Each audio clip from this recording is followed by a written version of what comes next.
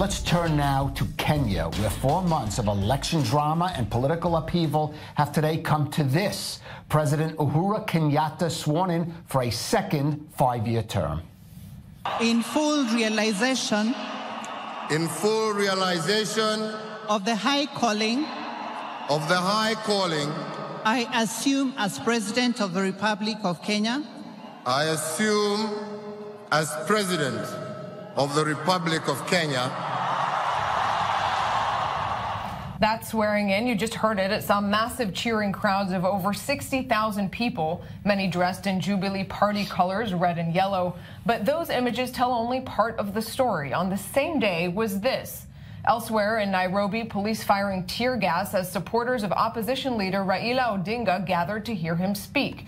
The dispute goes back to an August vote. It was annulled by the Supreme Court over what they called egalities, then was rerun in October and boycotted by the opposition. That gave Kenyatta a landslide 98% of votes, and the opposition still refusing to recognize the result and has even promised its own inauguration in just 2 weeks from now.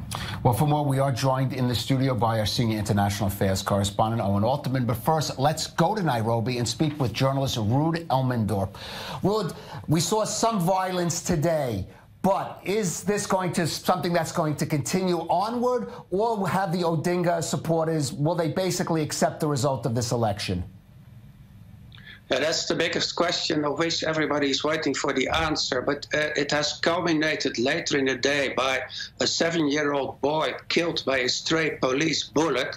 So it's highly unlikely that the followers of Raila Odinga are going to calm down. And in fact, he has indeed announced that on the 12th of December, which is Independence Day in Kenya, he will have called himself as the real president of the people of Kenya. That's where we're going to. So we might see more demonstrations and more unrest in the coming days.